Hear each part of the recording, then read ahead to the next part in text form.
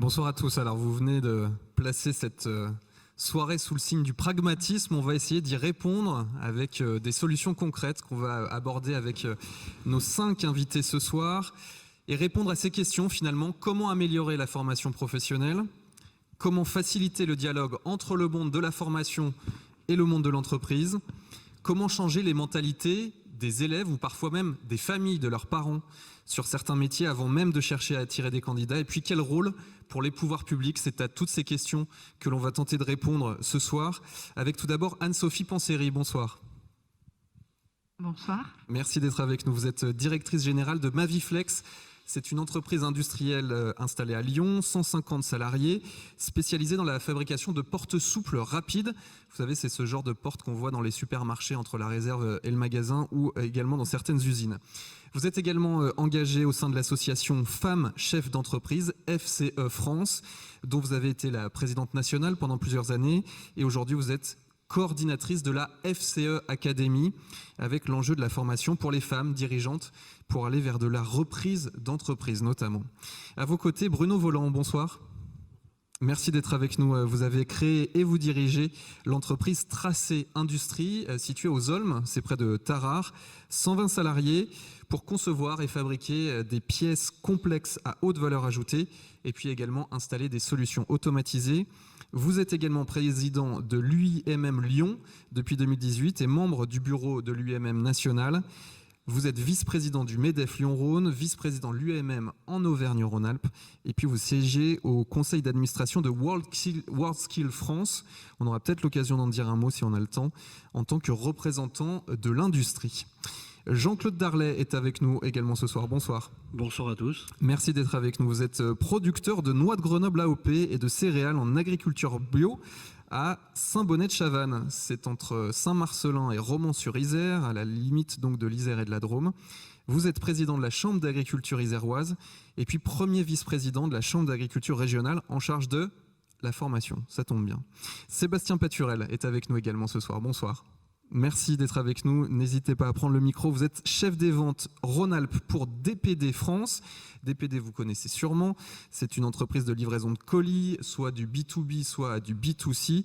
3500 salariés en France. Et avec nous, vous partagerez ce soir votre expérience particulièrement parce que depuis 15 ans, vous avez l'habitude d'embaucher des alternants pendant 2 à 3 ans, dont un certain nombre sont issus de la Business School de Lima, qui appartient au centre scolaire de Notre-Dame de Villefranche-sur-Saône. Vous nous parlerez de tout ça. Et puis, dernier invité qui arrivera en cours de route, on l'a évoqué avec Philippe Paré il y a quelques instants, qui nous arrivera vers 18h ou peut-être avant, peut-être dans une vingtaine de minutes pour des raisons d'agenda. C'est la vice-présidente du Conseil régional Auvergne-Rhône-Alpes en charge de l'apprentissage et de la formation professionnelle, Ségolène Guichard. Elle arrivera donc en cours de route, je la présenterai plus en détail à ce moment-là. Alors je le disais, on va voir dans cette table ronde quels sont les leviers d'amélioration de la formation professionnelle. On va tenter de dresser quelques solutions. Mais j'aimerais commencer d'abord par un constat que vous m'avez tous partagé, sans exception en préparant cette table ronde. Dans un monde professionnel en constante évolution, où les compétences finalement s'accélèrent, elles peuvent changer très rapidement, vous m'avez dit qu'il faut que les établissements de formation s'ouvrent plus sur les entreprises et que les entreprises s'ouvrent plus aux établissements de formation. Alors c'est une bonne nouvelle, tout le monde a envie d'aller dans le même sens, mais alors comment on fait? Auriez-vous, comme première question, c'est ce que je vais vous demander, est-ce que vous auriez des exemples concrets, des bonnes pratiques à mettre en place pour échanger, pour que ce dialogue soit encore plus nourri aujourd'hui entre monde de la formation et monde de l'entreprise? Anne-Sophie Panseri, je vous laisse commencer. Oh là là, c'est la Vaste question. programme. Il faut se rencontrer. Enfin, il faut que les écoles viennent dans nos entreprises et vice versa. Il faut qu'on puisse échanger. Je m'enlève, j'ai été autorisée pour parler. Il faut qu'on puisse échanger. Moi, j'ai été au conseil d'administration de l'IFIR, donc on est aussi là pour accompagner les stratégies des organisations. Mais il faut vraiment qu'il y ait cette connaissance et ce partage de la vision qu'on a de l'évolution de nos métiers pour que vos formations s'adaptent finalement aussi à ces évolutions de machines, de technologies, de de produits, enfin de services aux produits. Et ça va extrêmement vite aujourd'hui. Et c'est pour moi le plus grand défi, c'est ce changement perpétuel. Et on le vit, nous, dans nos entreprises, parce que l'enjeu, c'est de former aussi nos équipes à ces évolutions, à ces changements, et c'est absolument majeur. Et là, je pense qu'on va se retrouver en tant que manager, quelque part. C'est de ne pas laisser nos équipes sur le bord de la route de ces transformations incroyables. Et les formations globales, elles suivent ce même rythme. Et donc, il va falloir qu'on construise ensemble, il n'y a pas de doute. Mais ça passe par quoi? Ça passe par, je ne sais pas, des petits déjeuners organisés en entreprise porte ouverte. Ça passe par des forums, par des rencontres régulières. Est-ce que vous auriez des idées ou peut-être déjà des choses mises en place chez Maviflex, par exemple? Alors moi déjà, on reçoit des professeurs qui viennent à la rencontre du process de l'organisation, qui viennent parler avec les salariés. Ça, je trouve que c'est vraiment très intéressant parce que c'est de l'échange factuel, de la vision, du partage, du terrain. Et ça, c'est important. Et dans les deux sens, moi, je reçois beaucoup de jeunes aussi, mais pour les évolutions, pour la stratégie de nos organisations, de nos formations, oui, je pense qu'il faut qu'on vienne à votre rencontre et que vous veniez aussi dans nos entreprises. C'est important d'être sur le terrain.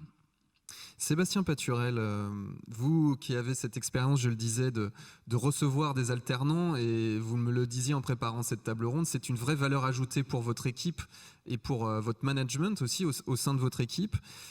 Comment ça fonctionne, cette bonne entente? Qu'est-ce que ça apporte véritablement d'avoir ces alternants au sein de votre équipe? Bonsoir à tous. Ce que ça apporte, il y a énormément de choses. C'est une question assez large. Donc, comme je le disais, comme vous le disiez, pardon, ça fait une quinzaine d'années que je prends des alternants. Il y a plusieurs aspects, notamment un premier aspect, c'est pour donner un vivier à l'équipe commerciale, parce qu'effectivement, c'est très compliqué de recruter de plus en plus. Je pense que tout le monde autour de cette table a conscience de ça. On a vraiment du mal à recruter, mais que ce soit sur le service commercial que sur d'autres services opérationnels et autres. Donc, effectivement, d'avoir de l'alternance dans nos équipes, ça nous permet derrière d'avoir un vivier en place, formé, que l'on peut embaucher par la suite. Donc ça, c'est un des premiers points. Après, je m'appuie également sur une personne de l'équipe à chaque fois pour avec l'alternant qui est en place sur l'agence, et je le valorise. C'est-à-dire qu'il travaille un peu en binôme avec une personne de mon équipe, donc qui est un petit peu son maître de stage, je dirais. Donc il y a un petit binôme. Donc je valorise également un de mes collaborateurs qui travaille et qui forme un alternant avec lui, donc en plus qui lui confie des missions, enfin ça l'aide dans son travail tous les jours et au quotidien. Et puis donc c'était une deuxième chose. Qu'est-ce que je pourrais dire d'autre? Les missions.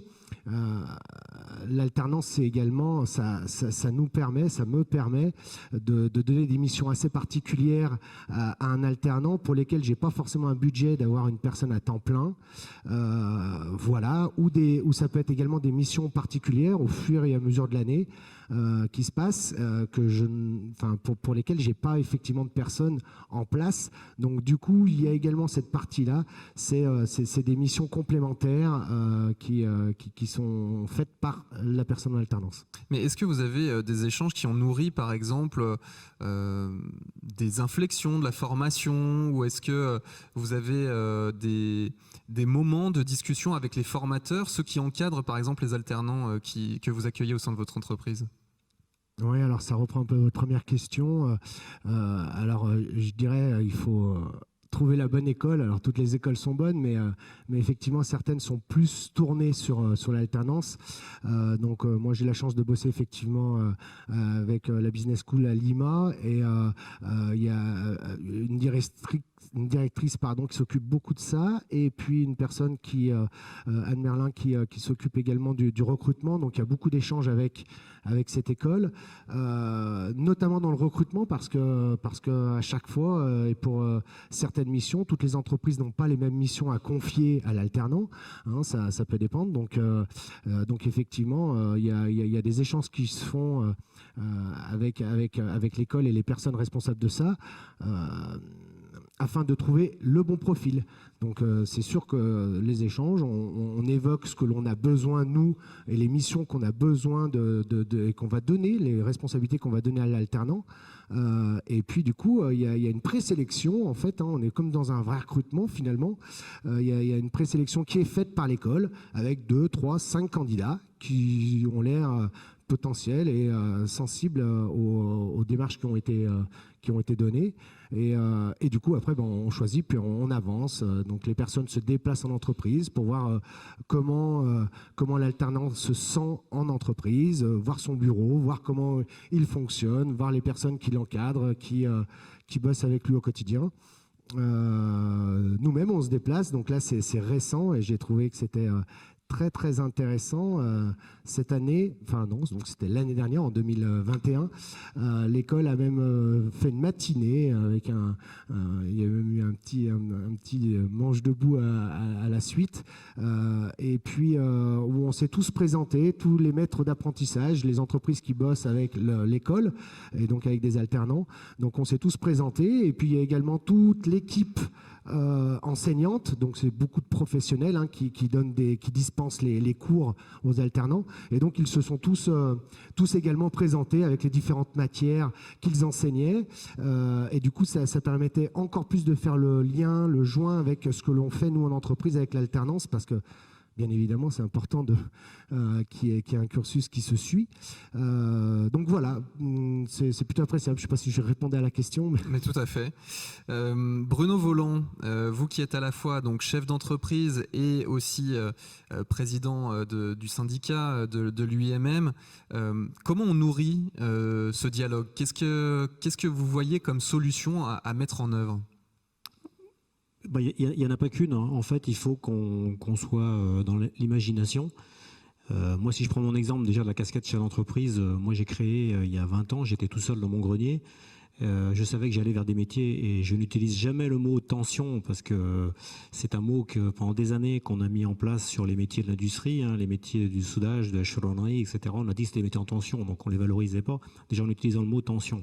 Parce que vous allez voir votre comptable, vous allez lui demander s'il trouve un assistant, ou le notaire s'il trouve une clerc de notaire, il vous dira qu'il ne trouvera pas non plus. Donc on n'est pas plus en tension que d'autres. Par contre, moi j'ai compris tout de suite en tant que jeune créateur qu'il fallait que je puisse former, et former, que ce soit à différents métiers, mais surtout mettre en place un système de tutorat très rigide. C'est pour ça que depuis, donc, on a fêté nos 20 ans cette année. Aujourd'hui, on est 120. On a une moyenne d'âge de 35 ans. Et je prends à peu près entre 6 à 10 alternants par an, hein, que ça va du doctorant jusqu'au CAP. Mais aussi, tout de suite, on a mis des partenariats avec les IUT, parce que c'était important aussi de prendre des stagiaires, de génie mécanique, l'IUT, etc., qui souhaitaient venir chez nous. Donc, et en plus, c'est des stages très intéressants, parce que c'est tout de suite des stages de 3-4 mois, et ce qui permet de leur donner une passerelle, parce que souvent, ils postulent pour faire une école d'ingénieur derrière. Donc après, on a mis en place des dispositifs pour qu'ils puissent rentrer dans les écoles d'ingénieurs que je pourrais citer, comme l'ECAM, comme l'ENISE, comme l'INSA, etc. Donc ça, tout ça, nous, c'est rodé, c'est très rigoureux. Mais par contre, ça demande aux chefs d'entreprise de trouver toutes sortes de solutions, et surtout s'ouvrir. Hein. Elle l'a dit tout à l'heure, quand je dis s'ouvrir, il faut connaître le nom du directeur de l'établissement scolaire, hein, le lycée technique, le collège. Il faut connaître le nom de la mission locale, il faut connaître le directeur de Pôle emploi, et il faut ouvrir nos sociétés, il faut les inviter, etc. Donc c'est tout un écosystème à mettre en route. inviter, comme on disait tout à l'heure, les directeurs des écoles. Voilà. Et je dirais que maintenant, avec ma casquette aussi de président de l'UMM, il faut aussi adapter selon le territoire. Moi, je suis sur un territoire où je recrute des jeunes de Roanne, des jeunes de Villefranche et des jeunes de Lyon. Mais par contre, je dirais ma marque employeur à moi ne sera pas la même que dans une zone comme Mézieux, par exemple. Donc ce que je veux dire par là, c'est que la coopération avec les lycées techniques, avec les universités, etc., peut avoir une différence d'approche. Donc voilà. Donc ça demande vraiment,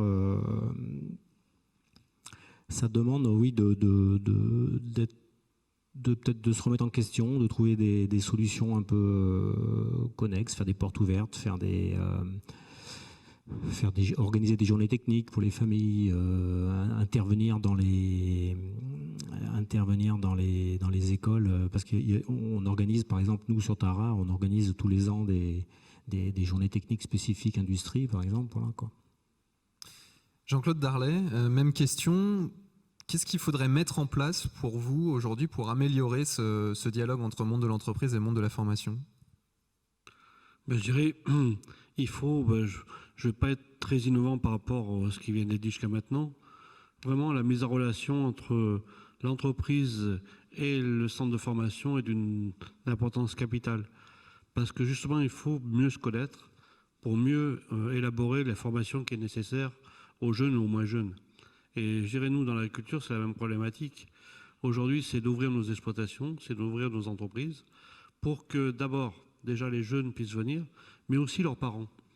Parce que souvent, aujourd'hui, le frein, et ce n'est pas des fois le jeune, c'est souvent le parent. Dit, mais qu'est-ce que tu vas faire dans ce métier ? Qu'est-ce que tu vas faire dans ces métiers-là ? Et en même temps aussi, il faut qu'on soit, nous, professionnels, présents dans les centres de formation pour aller justement devant les jeunes, pour leur dire aussi ce que nous, on a besoin comme compétences, aller devant le personnel enseignant, pour dire aussi que nos métiers évoluent. Les compétences qu'on a besoin aujourd'hui, ce n'est pas celles qu'il y avait besoin il y a 5 ou 10 ans ou 15 ans, et que demain, ça sera encore différent. Et donc, on a besoin réellement d'échanger là-dessus, vraiment aussi de donner confiance aussi au personnel enseignant pour dire venez voir sur nos exploitations, venez voir comment on travaille, venez voir comment on fonctionne. Parce que un peu de notre particularité que l'on peut avoir dans le monde agricole, c'est que nous, ce n'est pas un métier, mais c'est des métiers qu'il faut qu'on ait, qu'il va du producteur, du transformateur, du gestionnaire, du manager, du défenseur, du syndical et du vendeur, des fois, sur la même structure. Donc, de faire passer ce message-là à des enseignants, de faire passer ce message-là à des jeunes, voire même à leurs parents, est un peu compliqué. Donc, c'est vrai que l'immersion de professionnels dans les centres de formation pour témoigner, pour de temps en temps aussi être devant des classes, pour échanger avec des jeunes, pour aussi répondre à leurs questions, à leurs interrogations, et en même temps justement pour modifier, quand c'est possible, aussi les référentiels qui sont liés aujourd'hui aux formations qui sont dispensées. Si on reste sur l'exemple de l'agriculture, aujourd'hui, il faut savoir manier un GPS pour cultiver les champs. Il faut savoir gérer un drone aussi parfois pour être agriculteur. Hein. Et ça, on n'y pense pas forcément. Je dirais, on garde malheureusement une image souvent un peu ancienne de l'agriculteur avec ses bottes, son trident et sa brouette, alors que bien aujourd'hui, on peut commander ou diriger du matériel depuis un ordinateur, depuis un GPS. Aujourd'hui, on utilise des drones pour poser dans les arbres des confuseurs par rapport à certains types de luttes. L'ordinateur est aujourd'hui souvent, pour certains, plus utilisé que le tracteur. Donc voilà, donc c'est pour ça que la nécessité d'évolution et des formations par rapport à tout ça est importante. Et puis, il faut surtout, et je pense que nous, on est une profession, peut-être on l'a pas très bien fait jusqu'à maintenant, c'est de parler positivement de nos métiers, parce que l'agriculteur est souvent quelqu'un qui se plaint beaucoup, mais on est quand même sur des métiers qui sont quand même au vivant, avec du vivant, et c'est quand même quelque chose, c'est une chance que beaucoup d'autres personnes ou dans d'autres métiers aimeraient faire, donc il faut aussi qu'on le promeut. Et dans le sentiment d'utilité à laquelle vous faisiez référence tout à l'heure, Philippe Paré, on peut parler peut-être aussi à une forme de nouvelle génération, on aura peut-être l'occasion de l'aborder. Anne-Sophie Panseri, sur le changement d'image, on l'a déjà un peu évoqué à l'instant, sur le travail à faire auprès des parents. Et finalement, peut-être que les directeurs d'établissements de formation qui sont là, c'est peut-être une mission à partager entre l'entreprise et la formation. Quel est l'enjeu là-dessus? Comment vous travaillez notamment peut-être avec Femmes Chefs d'entreprise sur cet enjeu-là? Pour moi, c'est l'enjeu majeur. C'est à nous, parents, de lâcher prise sur nos convictions, notre vision de l'ancien temps. Et pour moi, l'apprentissage, c'est vraiment la formation d'excellence. Et je vais rebondir parce que mes 2 fils aînés, c'était les enfants de 3e qui ont été décrits par Monsieur Paré, qui ont été virés, l'aîné de Saint-Louis-Saint-Bruno parce que c'était l'amuseur public. Il y a un proviseur de Saint-Louis-Saint-Bruno. Donc viré parce qu'il faisait rire toute la classe et que ça gonflait les profs. Il est parti à Saint-Charles, à Rieux. Il s'est fait virer de Saint-Charles parce que, pareil, il était l'amuseur public. Et le proviseur de Saint-Charles nous a accompagnés pour trouver une école. Il est arrivé à Villefranche, à Notre-Dame.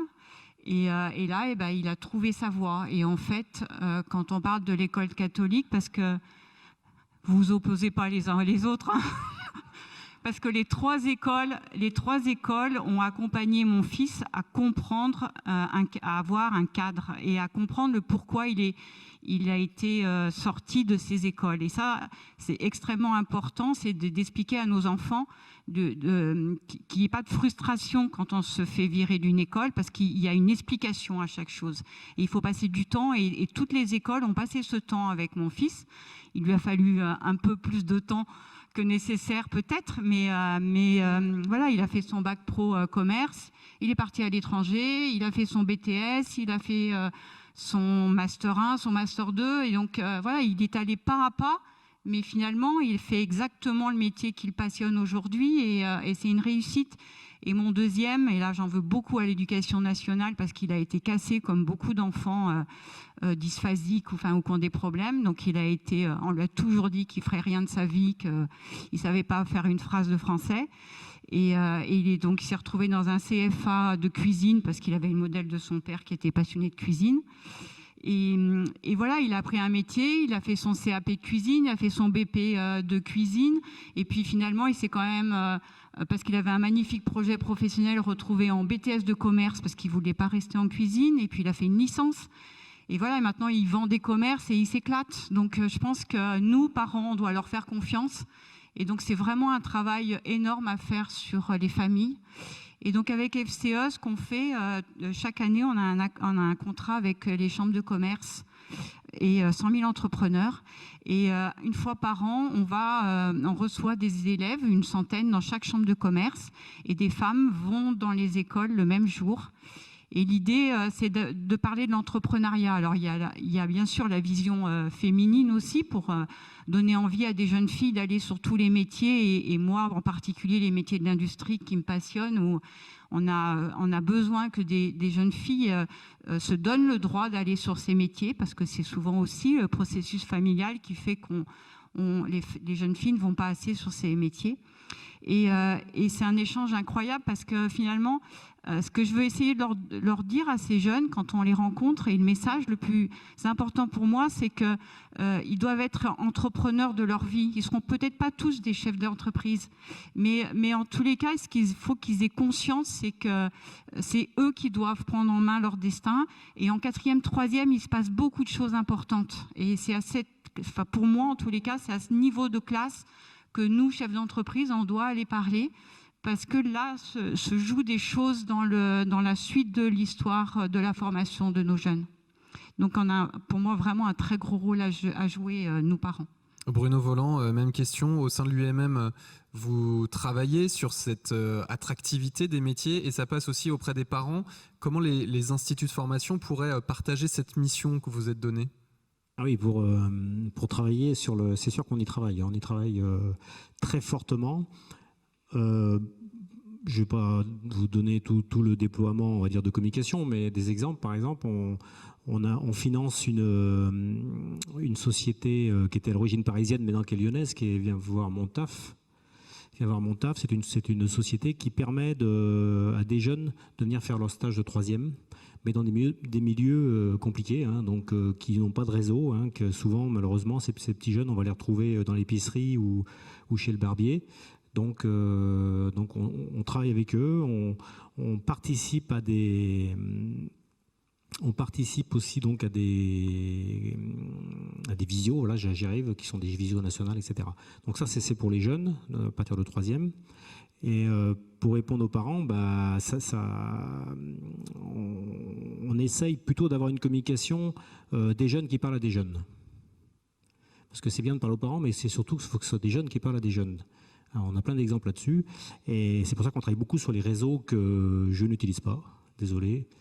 Donc on travaille sur ces réseaux-là pour pouvoir attirer un maximum. Parce que, après on parlera peut-être des WorldSkills, etc. Mais ce sont vraiment des fils rouges qu'on a aujourd'hui où des jeunes parlent à des jeunes par la démonstration, par leur métier, etc. Donc on est plus sur ces thématiques-là aujourd'hui. Voilà. Anne-Sophie Panseri. On peut parler aussi de l'usine extraordinaire parce que l'idée c'est un gros événement que l'UMM anime et l'idée c'était de créer une usine dans un salon et là l'objectif c'était de faire venir des jeunes mais des familles aussi pour qu'ils se rendent compte des métiers de l'industrie. Vous parliez de l'agriculture, l'industrie, on a le même problème d'une vision encore très ancestrale de l'industrie. On n'est plus à Germinal et on a encore cette représentation de nos organisations. Et avec l'UMM aussi, on travaille donc beaucoup avec les réseaux et on a un dispositif qui s'appelle Fier de faire. Et l'idée, c'est de faire parler nos jeunes dans les entreprises de leur métier et de faire des toutes petites vidéos.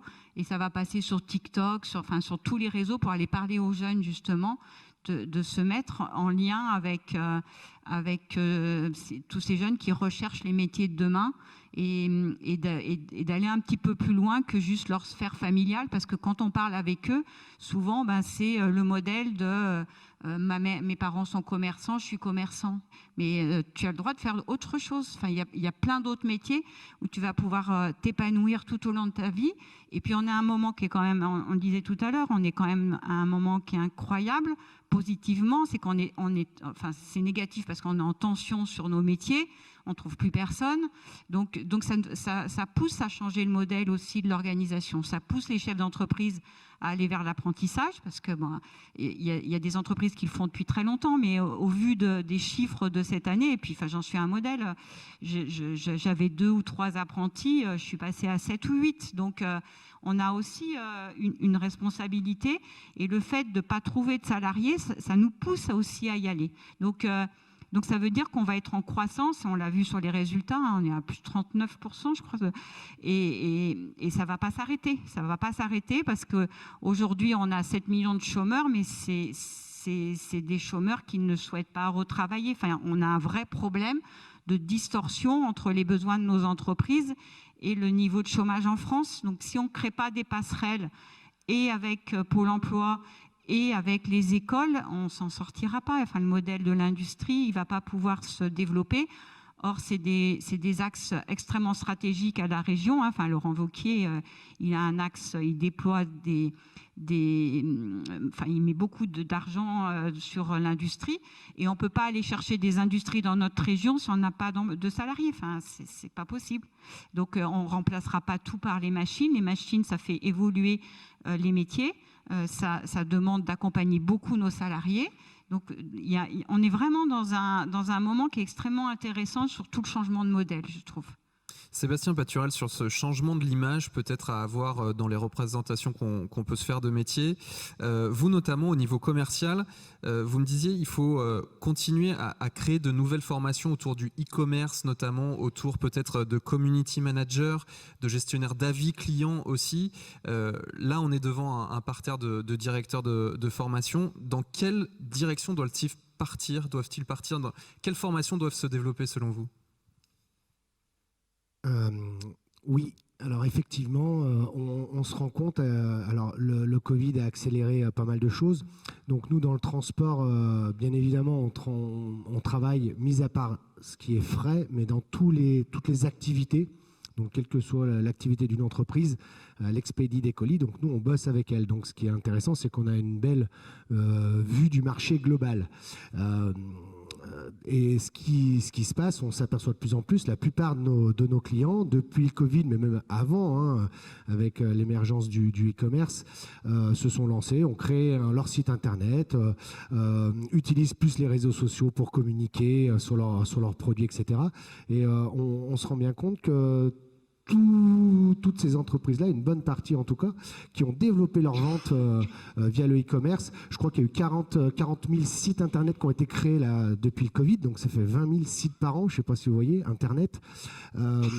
Et du coup, toutes ces personnes-là, une bonne partie de ces entreprises, on échange, je ne sais pas où vous êtes sur le côté e-commerce, dans vos activités, c'est peut-être pas simple, mais pour plein d'activités, il y a un gros marché à faire.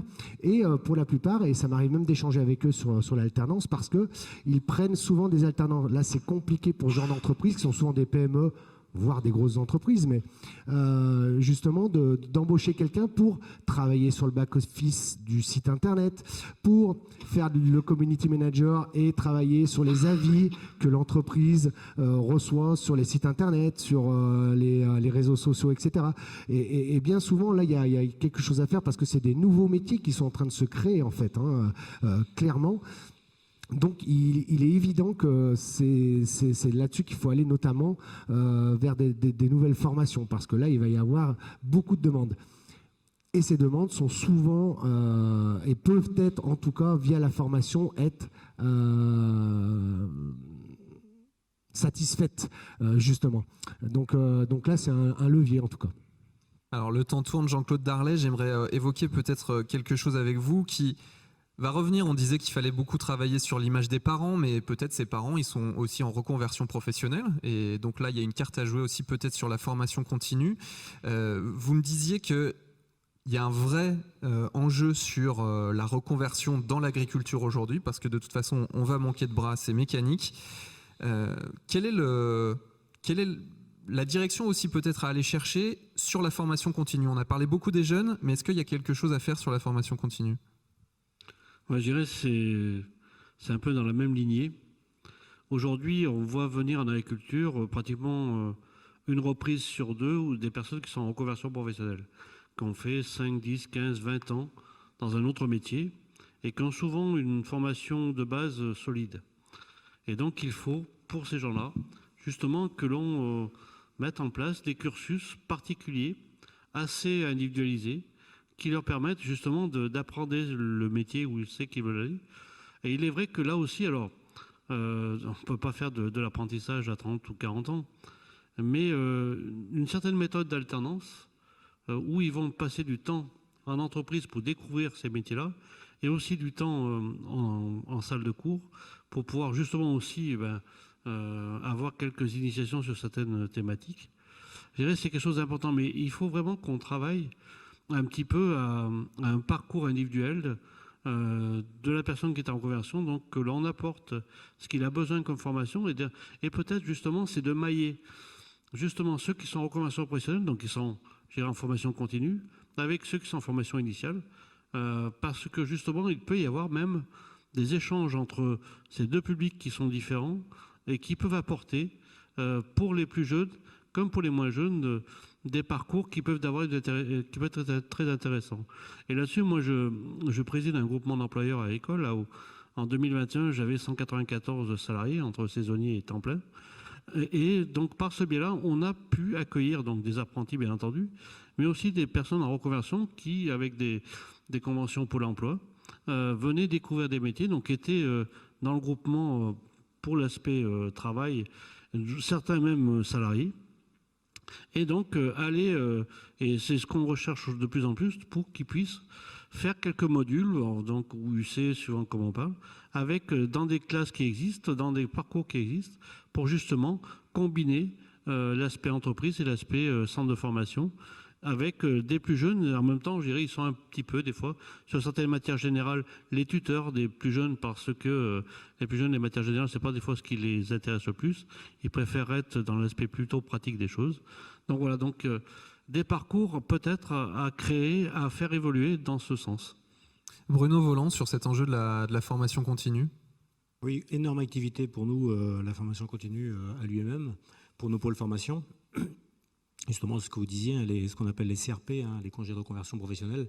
Donc on a énormément de formations à disposition, soit des CQPM ou d'autres formations. Ce qui est intéressant, c'est que souvent on amène de la formation pour que les gens soient embauchables. Et d'ailleurs, vous avez un super exemple qui n'a rien à voir, mais qui est Thierry Marx, ce qu'il a fait avec son école.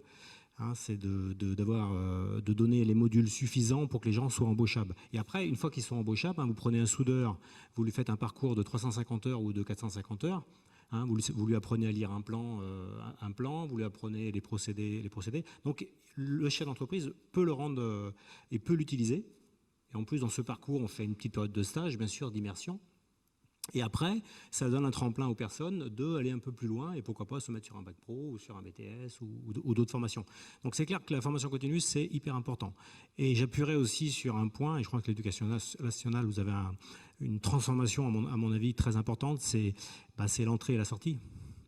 Vous avez souvent les examens en juin et l'entrée en septembre, mais c'est compliqué de passer entre deux. Donc là, vous avez une super transformation à faire. Et pourquoi pas de mixer, alors super idée, pouvoir faire entrer des gens de la formation continue dans des cycles de formation initiale. Ça serait vraiment une super idée. Et puis aussi, moi, quelque chose qui me préoccupe énormément, c'est ce qu'on appelle les NEET. Les NEET, ou on les appelle aussi les invisibles. Aujourd'hui, c'est 250 000 jeunes par an.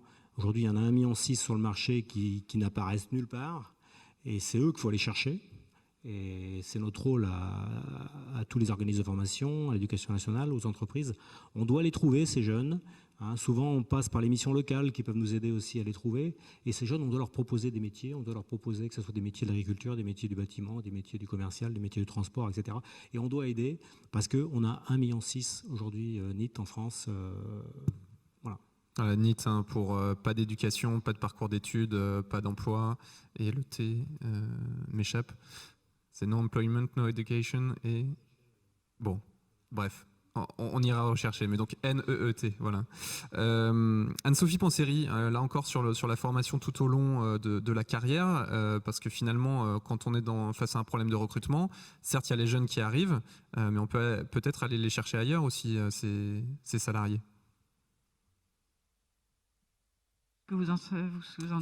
C'était la même question qu'aux autres, c'est-à-dire pour vous, est-ce qu'il y a un vrai enjeu pour les établissements de formation qui sont en face de nous aujourd'hui, pas seulement de se concentrer sur la formation en sortie, mais vraiment sur la formation continue, et dans quelle direction faut pousser? Il faut qu'il y ait un lien direct du demandeur d'emploi qui parte en formation continue immédiatement en fin de cycle d'emploi. Enfin, pour moi, on rate une liaison entre le moment qui est brutal de la perte d'un emploi et l'opportunité qui existe de se reformer, peut-être à un autre métier. Nous, sur les réseaux féminins, on a les sujets de métiers qui sont très féminins, comme les caissières, par exemple, où c'est une transformation complètement des modèles, et il faut qu'on les réoriente sur des nouveaux métiers. Et globalement, aujourd'hui, en fait, quand quelqu'un arrive au chômage, on le laisse dans son cadre et dans son univers. Et il faut aujourd'hui... Le système permet de changer de métier plusieurs fois dans sa vie aujourd'hui, ce qu'on n'avait pas à notre génération. Et même si je ne suis pas une vieille, mais on le vivait quand même moins facilement que ce qu'on est capable aujourd'hui dans l'entreprise. Moi, j'ai des gens qui étaient en production et qui ont pris des métiers administratifs pour lesquels ils ne connaissaient rien du tout, et on les forme au fur et à mesure de ces changements. Quand on voit, par exemple, nous, on a beaucoup de câbleurs pour faire nos armoires électriques. Aujourd'hui, on est en train de transformer le modèle vers des portes connectées. Et donc, le métier du câbleur, il est en train de mourir, et on va aller vers des automaticiens. Et tous ces accompagnements-là, c'est à l'entreprise d'embarquer ces métiers, mais c'est un tout autre métier. Et il faut prendre du temps, il faut les accompagner, il faut aller chercher des jeunes formés aussi sur ces métiers, qui seront finalement, les jeunes formés vont devenir des maîtres d'apprentissage de nos câbleurs qui n'ont pas ce savoir-faire. Et voilà, et je pense qu'il y a il y a un cycle de vie dans l'entreprise aussi où les jeunes apportent énormément aussi par leur formation initiale sur les reconversions en interne de nos équipes. Donc, il n'y a pas à opposer, on doit avancer ensemble, mais former vraiment aussi nos salariés et ceux qui sont en recherche d'emploi. Il y a une mission énorme sur ce sujet-là. Alors l'un des nœuds aussi à dénouer principalement, c'est peut-être de temporalité. C'est-à-dire que d'un côté, on a le monde de l'entreprise qui va très vite, dont les compétences doivent de façon accélérée changer. Et puis de l'autre, on a le secteur de la formation qui, pour mettre sur pied une formation, ça prend du temps, c'est incompressible, il faut former les formateurs, etc. C'est un peu ce qu'on va aborder à présent. Parfois, vous avez déploré dans les échanges que j'ai pu avoir que finalement, il y avait certains enseignants qui n'avaient jamais mis les pieds dans une entreprise et que c'était problématique par rapport aux élèves qui vous envoyaient, aux étudiants et aux salariés. Et en même temps, comment vous, en tant que chef d'entreprise ou en tant que responsable cadre, comment vous êtes prêt à aider ces instituts de formation pour justement que les compétences haussent le niveau en face plus rapidement et répondent plus rapidement à vos attentes? Jean-Claude Darvé, peut-être là-dessus. Eh bien, de toute façon, c'est ce que je disais au début. Il faut qu'on se parle déjà entre le milieu enseignant et le milieu professionnel, que l'on propose aussi de les accueillir sur nos exploitations, sur nos entreprises, qu'ils fassent même, pourquoi pas, des stages pour qu'ils vraiment ils voient ce qu'on en a besoin demain comme compétences. Et là, je dirais, nous, on est tout à fait prêts à ouvrir nos exploitations, nos entreprises, pour qu'ils viennent découvrir l'évolution des métiers et qu'ils viennent aussi échanger avec soit nos salariés, soit avec différents types aussi de filières que l'on peut avoir, pour qu'ils découvrent justement en plus l'étendue des métiers. Mais il faut que... Alors c'est souvent malheureux parce que modifier un cursus de formation, c'est très long, donc un référentiel... Ça se joue sur des années pour le faire évoluer. Donc c'est à mon avis ça, c'est-à-dire c'est que d'un côté, on a une lenteur administrative française, mais bon ça, tout le monde le connaît, et en même temps, on a l'évolution de nos métiers qui va beaucoup plus vite que cela. Je me souviens par le passé, j'ai une formation informatique, souvent des gens qui sortaient de formation informatique de l'ensemble de l'enseignement n'étaient pas employables parce que déjà dans l'entreprise, ça avait déjà changé de domaine de développement. Donc voilà, et aujourd'hui c'est ça, il faut absolument qu'on soit beaucoup plus proche entre profession et enseignement pour vraiment que justement les enseignants soient toujours au cœur d'actualité de nos métiers. Sébastien Paturel, en tant que cadre d'entreprise, est-ce que vous voyez spontanément des pistes ou en tout cas des choses où vous dites, moi je suis prêt à mettre ça au pot commun pour le bien de la formation et l'adéquation entre compétences et opportunités professionnelles?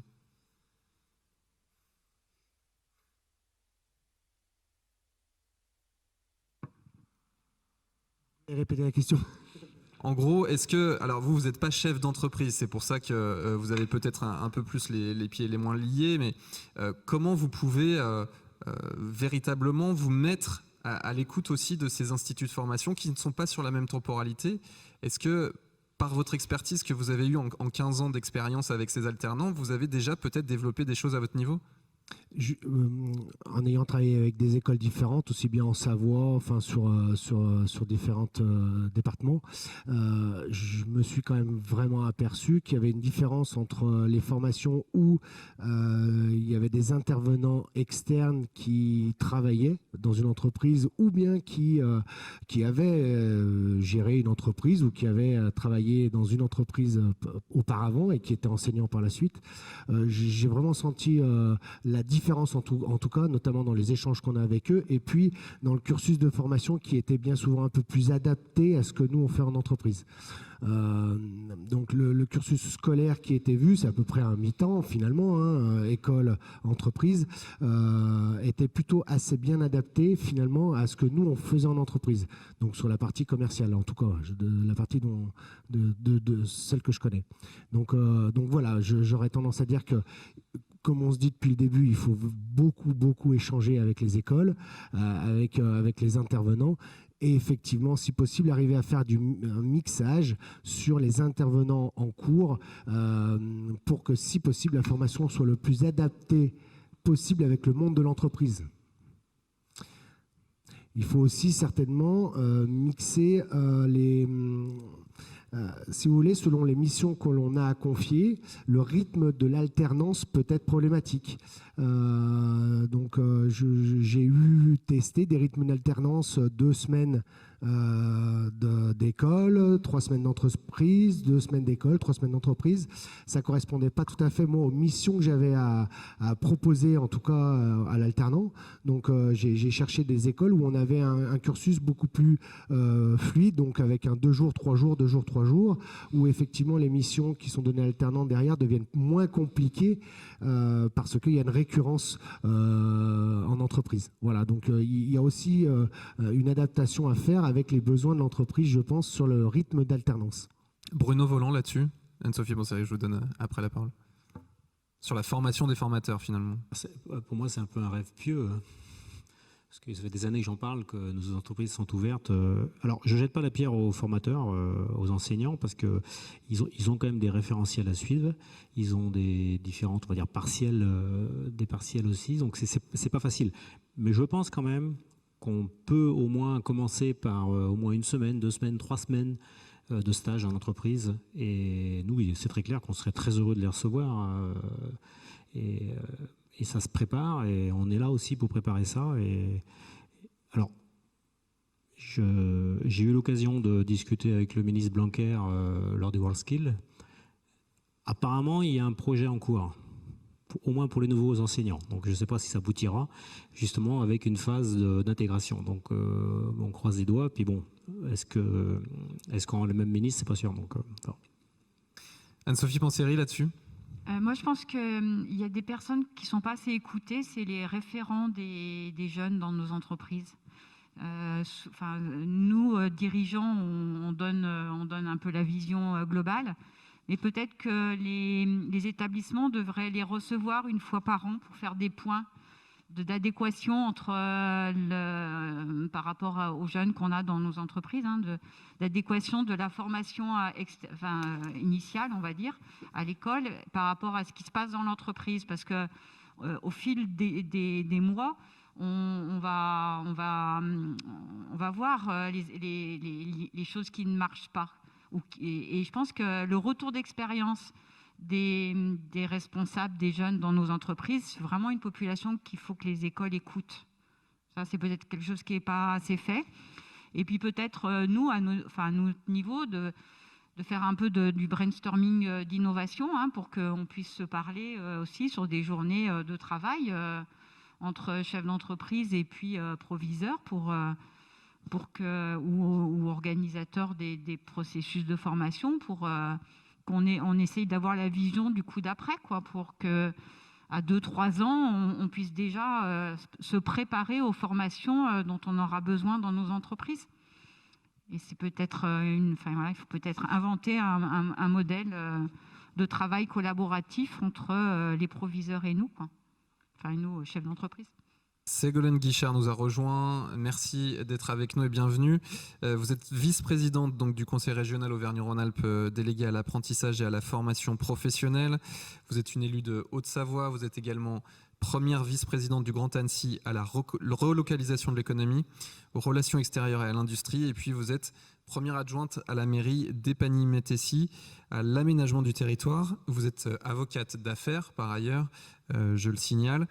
Ségolène Guichard, là, le thème de cette table ronde, c'est finalement quelle est notre conception de la formation professionnelle à la région. Quelle est votre conception de la formation professionnelle? Dans quelle direction vous avez envie de pousser? Alors, à la région, on a surtout envie de pousser vers les métiers qui recrutent.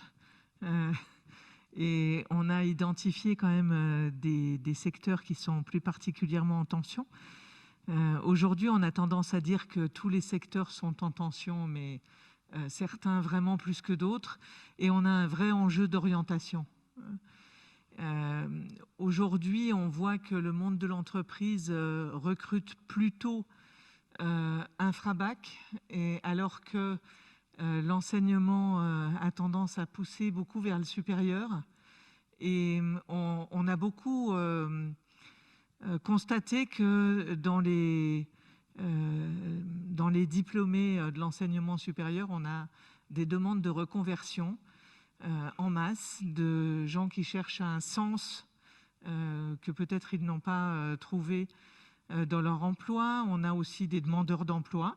Et donc, je pense qu'il y a un vrai enjeu aujourd'hui à revaloriser la formation professionnelle infra-bac, parce que si on ne le fait pas maintenant, si on ne s'interroge pas maintenant, on va se retrouver avec beaucoup de demandes de reconversion qui ne seront pas forcément faciles à satisfaire, alors même qu'on est dans la situation de tensions vraiment criantes dans bon nombre de métiers. Voilà. Donc je sais bien que il est difficile de dire aux jeunes, encore que ce n'est pas les jeunes, souvent c'est les familles qui ont une image dévalorisée de certains métiers et de certaines filières. On en parlait tout à l'heure. Mais voilà, c'est le vrai enjeu pour le moment, il est là, d'arriver à prendre en compte les besoins réels des entreprises et orienter dès le stade collège-lycée vers les métiers qui recrutent. Alors on a eu beaucoup d'incantations au dialogue tout au long de cette table ronde, c'était le point de départ et puis finalement ça revient toutes les 10 minutes dans cette conversation sur le fait qu'il faut maintenir et nourrir ce dialogue entre le monde de l'entreprise et le monde de la formation. Comment en tant que pouvoir public, en tant que collectivité territoriale, qui aujourd'hui la région a les compétences de la formation d'ailleurs, comment vous vous placez en facilitateur de dialogue ? Je dirais on essaye d'être un peu là où il y a des trous dans la raquette. On a des dispositifs, la formation professionnelle c'est un sujet assez compliqué. Il y a des dispositifs multiples avec des cadres assez étriqués, des contraintes. Certains dispositifs sont réservés à certains âges, à certaines filières, voilà. Et avec la région, on essaye d'être justement aux endroits qui ne sont pas couverts et sur lesquels, je vais vous prendre un exemple dont on vient de discuter récemment, l'agriculture. L'agriculture, il y a des formations initiales qui amènent jusqu'à un certain niveau, mais qui n'est pas forcément suffisant pour une installation de jeunes agriculteurs qui ont besoin d'être un peu plus aguerris sur des questions de gestion, sur des questions de droit du foncier, sur des questions d'administration. Et les dispositifs qui existent prennent les agriculteurs, je dirais, en fin de parcours quand ils sont tout près de s'installer. Et entre la formation initiale et la fin de parcours, on a un trou qu'on ne sait pas couvrir. Donc, on va essayer de travailler avec la profession pour couvrir cet espace-là. Voilà, la formation initiale, c'est en principe pas de notre sort, mais ce qui se passe après la formation initiale peut nous concerner. Voilà, on est compétent plutôt sur les demandeurs d'emploi, on est plus compétent sur l'apprentissage, mais on essaye de soutenir quand même l'apprentissage avec des fonds de soutien au CFA, avec un fonds de soutien social, un fonds de soutien à l'équipement, un fonds de soutien sur la levée des freins qui sont quelquefois le transport ou l'hébergement. Enfin voilà, on a différents modes d'action. On essaye d'être le plus adaptable et le plus réactif possible. Avant de passer aux questions du public, j'aimerais bien faire un tour de table sur quelque chose que l'on n'a pas encore évoqué, même si on l'a légèrement abordé. C'est peut-être la carte à jouer pour l'enseignement catholique. Aujourd'hui, c'est un événement organisé par la direction de l'enseignement catholique.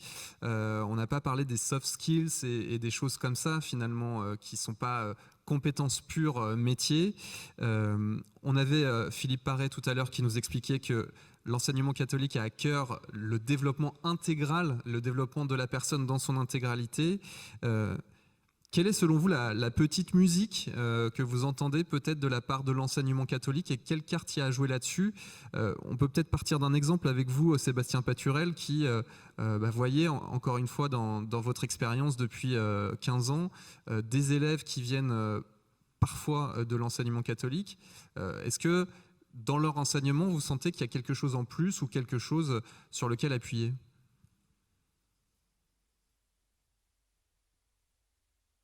Oui, j'ai travaillé avec plusieurs écoles, avec des écoles différentes. En tout cas, ce que je ressens, c'est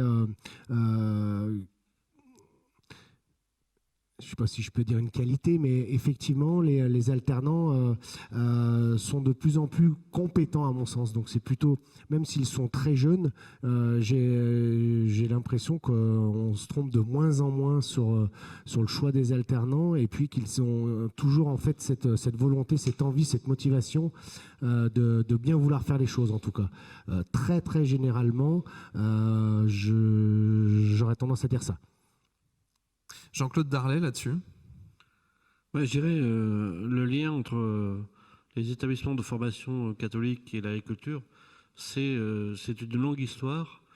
Et je dirais que tout enseignement agricole, la grande différence avec tout le reste de l'enseignement, c'est que nous, on dépend du ministère de l'Agriculture, donc qui en fait déjà une particularité.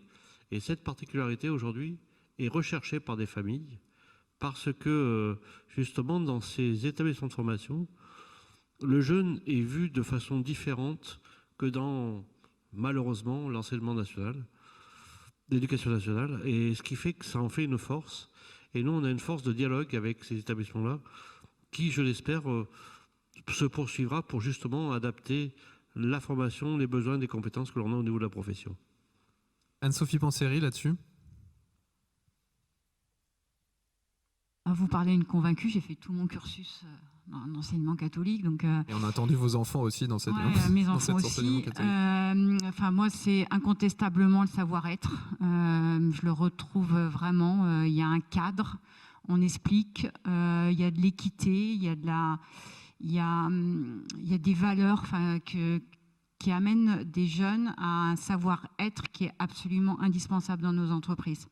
La formation, le savoir-faire, globalement, on a besoin de base, mais ils vont l'acquérir dans l'entreprise par tout ce qu'on va leur apprendre au cours du temps. Par contre, les bases du savoir-être, elles sont indispensables. Et ça, pour moi, c'est une vraie force, valeur sûre même de l'enseignement catholique. Sur la curiosité, sur le libre arbitre à développer, ça c'est un des points forts à mettre dans les formations. Oui, je pense que le cadre, ça leur amène du respect, ne serait-ce que ça. Voilà, des mots dont on a besoin dans l'entreprise. Moi, c'est des valeurs qui sont non négociables. Enfin, on a le droit de pas être d'accord avec entre collègues, mais on doit se respecter. Voilà. Donc, il y a des choses que je retrouve dans ces jeunes. Et parce qu'il y a un cadre, ils savent où ils peuvent aller, et ils se construisent dans ce cadre-là. Et ça, c'est vraiment une valeur ajoutée pour moi. Ouais. Bruno Voland? Moi, à titre personnel, j'ai été, on va dire, dégrossi par les écoles laïques et on va dire formé vraiment par des bastions du catholicisme qui est le compagnonnage. Donc, j'ai ces bases-là, mais vous avez des super bases, c'est quand même les écoles de production. Monsieur Philippe Barret en parlait tout à l'heure. Vous avez de l'inspiration, là, parce que si on prend les écoles Boisa de la région, la Giraudière, vous prenez la Mâche. J'ai eu l'occasion, moi, de travailler avec les écoles Dom Bosco en France et à l'étranger. Donc, vous avez quand même des bases importantes. Vous avez des racines qui est là, vous avez vraiment de l'inspiration à avoir pour les métiers, les divers métiers d'ailleurs. Ségolène Guichard, Laurent Wauquiez, lors de son premier mandat, avait choisi de renouveler un appui à l'enseignement catholique. Depuis le Conseil régional, quelle est votre vision peut-être de ce que peut apporter l'enseignement catholique dans la formation professionnelle et l'apprentissage ? Alors, le président Wauquiez a effectivement décidé de soutenir l'enseignement catholique, mais aussi l'enseignement privé, même laïque, parce qu'il n'y a pas de raison qu'on ne prenne en compte que l'enseignement public. À partir du moment où la qualité d'enseignement est au rendez-vous, à partir du moment où les valeurs transmises dans cet enseignement sont bonnes et sont les valeurs attendues par le monde de l'entreprise, et puis sont les valeurs attendues de tout citoyen. Il n'y a aucune raison qu'on fasse un tri d'un côté l'enseignement catholique ou l'enseignement laïque privé et de l'autre côté l'enseignement public. Donc le choix du président Wauquiez, ça a été effectivement de dire on soutient l'enseignement dans toutes ses valeurs et dans toutes ses composantes. Voilà. Après, sur les valeurs dont on parlait tout à l'heure, j'espère qu'elles ne sont pas présentes que dans l'enseignement catholique. J'ai pu voir aussi, effectivement, dans des écoles de production, dans des MFR, dans des centres de formation d'apprentis, d'excellents enseignements, des valeurs qui sont là, qui sont solides, qui permettent de former les collaborateurs de demain en leur donnant une autonomie, une capacité, vous parliez de curiosité, mais aussi une capacité de prendre des décisions, une capacité de comprendre les enjeux du monde qui les entoure, une capacité à respecter les engagements pris, la parole donnée, une capacité à respecter les collègues avec lesquels ils travaillent. Voilà, tout ça, c'est ce qui forme la colonne vertébrale des jeunes et l'accompagnement qu'on leur donne vers la vie adulte. Et ça, c'est essentiel de trouver ça dans l'enseignement aujourd'hui.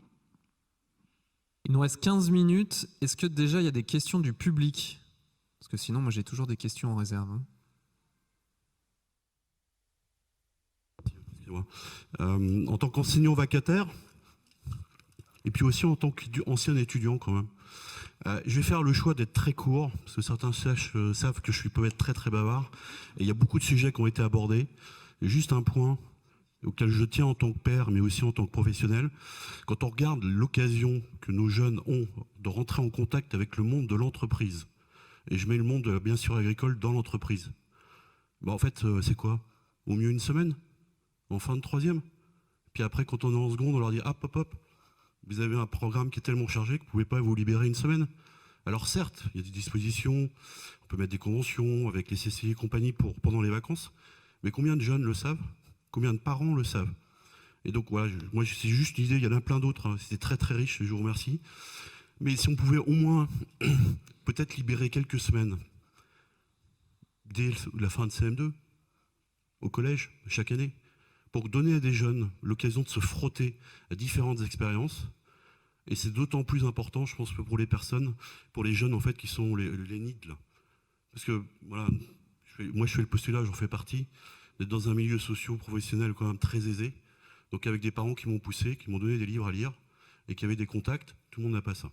Voilà, merci, bonne soirée.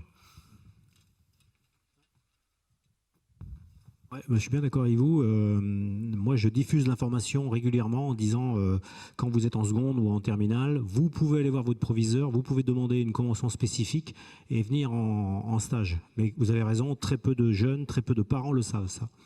Et c'est vraiment une information à diffuser à outrance.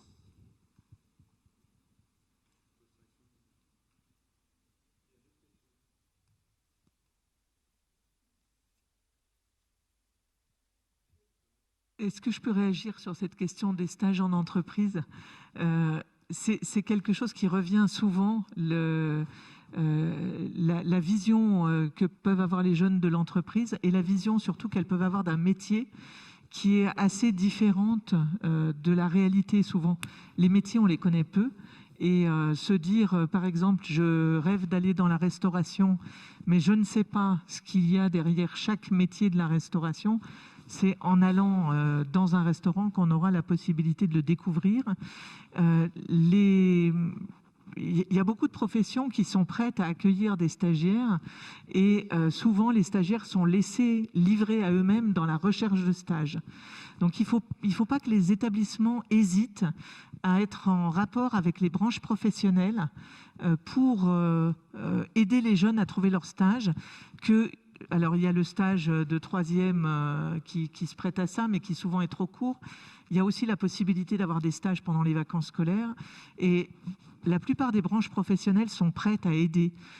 Donc plutôt que de laisser les jeunes finir par atterrir dans l'entreprise familiale ou à la poste ou je ne sais quel stage qui ne sera pas finalement très formateur et très intéressant, il faudrait vraiment établir le contact entre les établissements et l'enseignement et les branches professionnelles, pour essayer d'aider les jeunes à trouver des stages qui leur permettent de découvrir des métiers. Peut-être un sujet qu'on n'a pas encore abordé. On parlait de la réforme de la formation professionnelle en 2020 avec la libéralisation du secteur. Comment vous expliquez aujourd'hui que ce soit finalement des entreprises parfois qui créent leur propre centre de formation plutôt que les pouvoirs publics? Et selon vous, est-ce que c'est un danger d'une certaine mesure, dans une certaine mesure? Anne-Sophie Panseri, peut-être là-dessus? Danger pour qui? Pour finalement la formation, c'est-à-dire Plus qu'après il y a de on a formation, une formation plus- en interne et plus ouverte sur un maximum de potentiel. Toutes les filières sont bonnes du moment que ça forme des jeunes à être en adéquation avec le besoin de l'entreprise. C'est peut-être une façon de répondre à la difficulté de faire évoluer les cursus de formation aussi. Donc, je pense que quel que soit le mode, si c'est gagnant-gagnant, l'objectif de ces jeunes, c'est de trouver un emploi. Enfin, il ne faut pas qu'on se trompe d'objectif des formations. Donc, et il faut que ça soit en phase avec les postes qui sont ouverts, et c'est le problème qu'on a aujourd'hui. Quand je cherche une RH, j'ai 150 CV. Quand je cherche un ouvrier, j'ai 0 CV. C'est pas normal.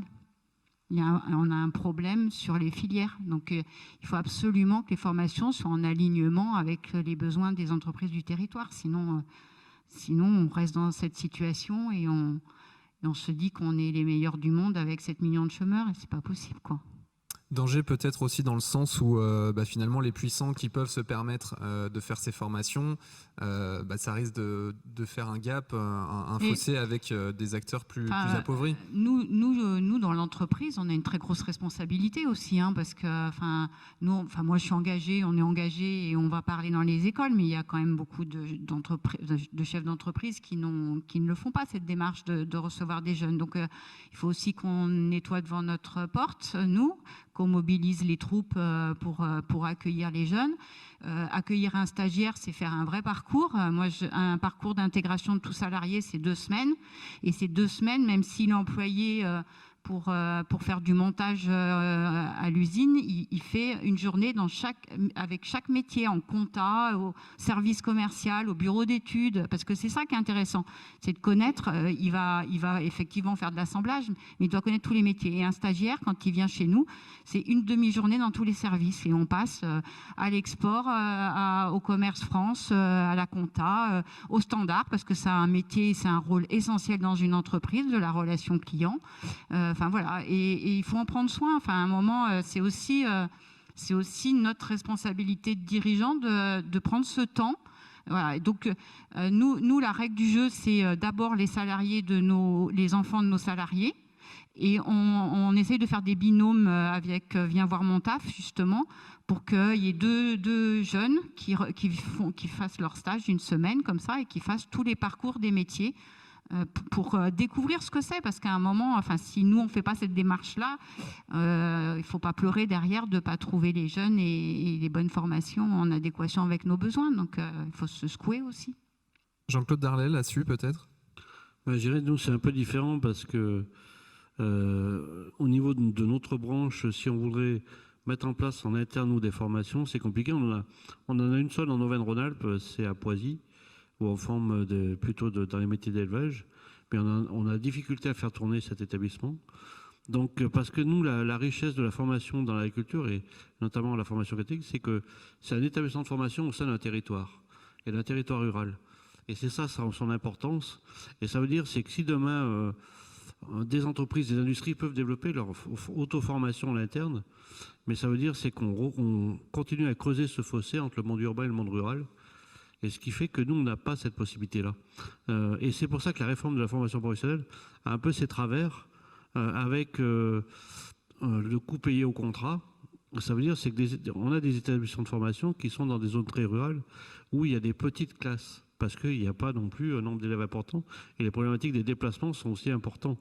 Et donc, si jamais c'est facile en ville de créer une formation, n'importe qui, un privé, je crée ma formation, je vais avoir 15 apprentis ou 30 même ou 40 apprentis, je vais toucher tant par apprenti, je vais m'en sortir sans problème. Mais de vouloir faire la même chose en zone rurale, c'est impossible.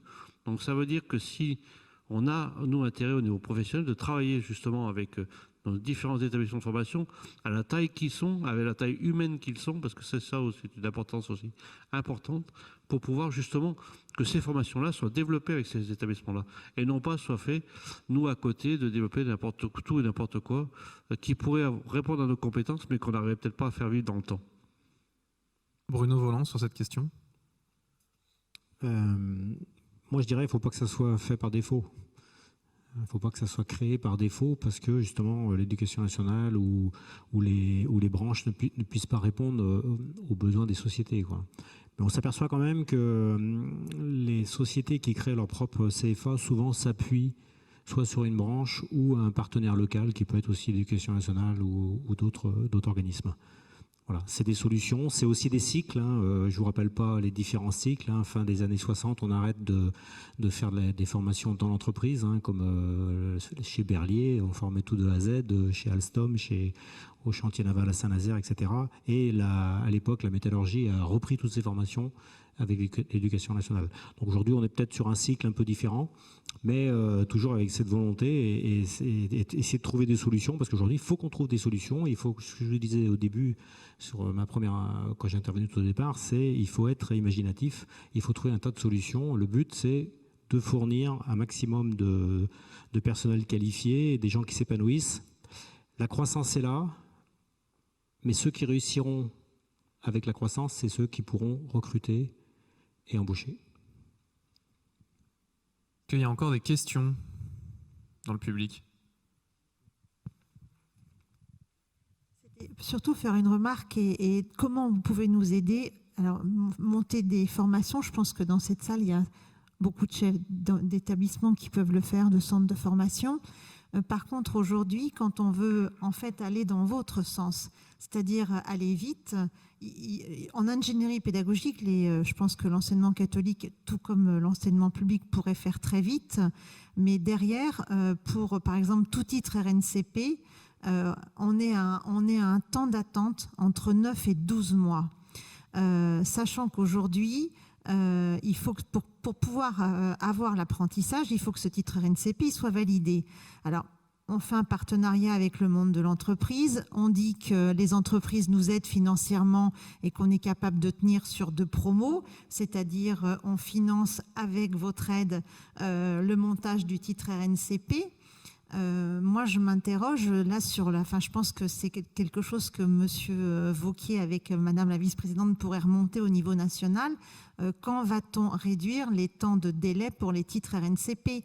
À la base, on peut faire le travail, mais si derrière, on est à 12 mois d'attente juste pour que notre dossier soit lu, jamais on ne pourra répondre aux besoins des entreprises. Et est-ce qu'elles sont en train de nous demander aujourd'hui depuis plus d'1 heure ? Et je pense qu'aujourd'hui, là, il y a vraiment un enjeu important qui nous dépasse, nous, et c'est les politiques qui doivent s'en emparer, il me semble. Est-ce qu'il y a d'autres questions ? Eh bien, écoutez, 18h45 dans quelques secondes. On est vraiment sur un timing de précision radio. Merci en tout cas à tous les 5 d'avoir participé. Je crois qu'on peut les applaudir quand même. Merci de votre témoignage.